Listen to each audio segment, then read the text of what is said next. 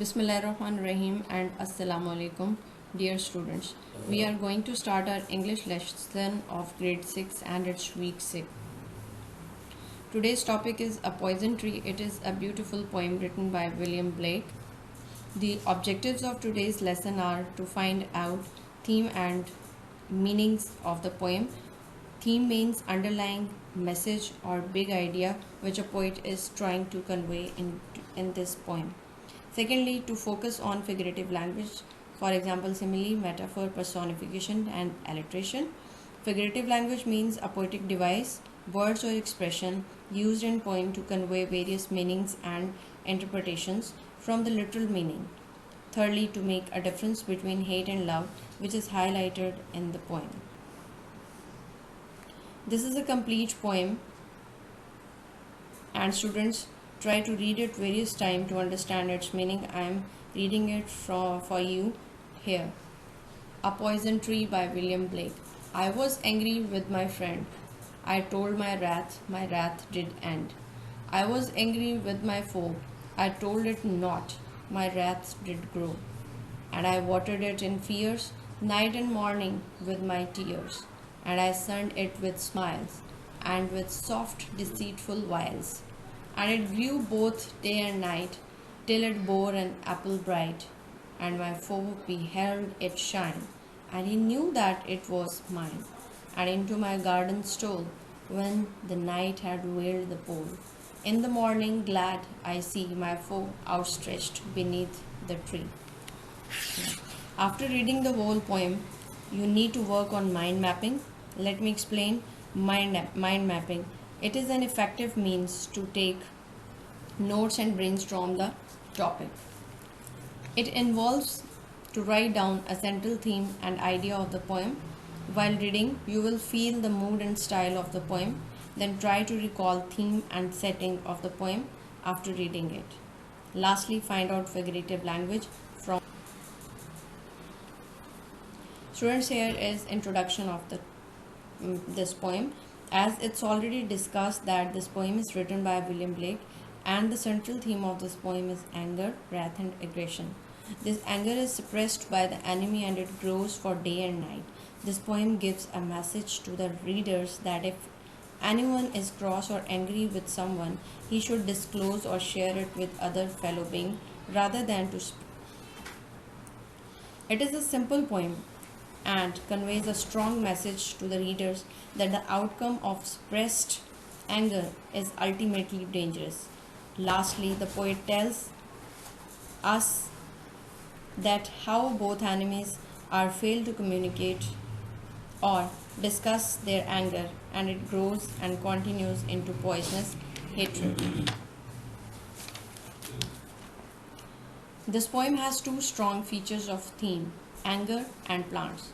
This poem displays the most brutal type of anger which later on becomes a cause of hatred.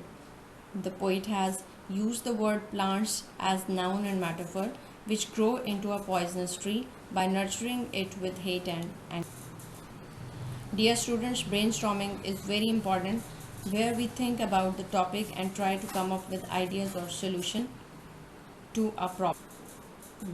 Scanning is also another important feature to understand the text or any poem. Scanning is very important for looking all important parts or vocabulary of the poem.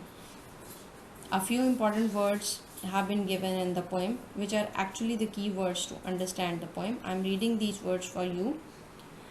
In this poem, there are few words which are used in the poem, and if you will read them and try to find out the meanings from the dictionary, so easily you can understand the poem. These words are as foe, deceitful, outstretched, wiles and sun. Dear students, definitely you have heard about the word figures of speech, or you may call them figurative language. Here first I will define what is figurative language and how the poet William Blake has used a few figurative language in the poem. Figures of speech which are an essential part of the poem which play an important role to explain the poem. First is personification. It means to give human quality to non-living thing. For example, wind whisper. Whispering is human quality, but it is given to leaves. Second one is metaphor, in which a word or phrase is applied to an object or action. For example, tree is the poem is a metaphor which is compared with anger and wrath. Lastly, alliteration is used, which means repeated consonant sounds are applied in a sentence or phrase, like sun and. Okay, here are few figures of speech which are used in the poem. I have given examples according to them. First one is personification. As I have already discussed, that personification is a human quality that is given to non-living thing. But in this poem, what is the wrath with fear? I told my wrath did end. This is the personification that William Blake has highlighted in this poem. Second one is metaphor. Metaphor is sun and smile is an example of metaphor. Alliteration, as I said, that it's repeated consonant sound. So you can see the example as sun and smile. So here there are two words in this phrase, and you can see that these words have been started with the same consonant sound, that is. Students, here you can see a tree and a fresh red apple, which are used as symbol of wrath and hatred. Tree is considered as wrath, anger, but this fresh red apple is the outcome of one's expressed feelings. Lastly, I have summarized the whole poem for your understanding as: in a poison tree, the speaker is angry with a friend.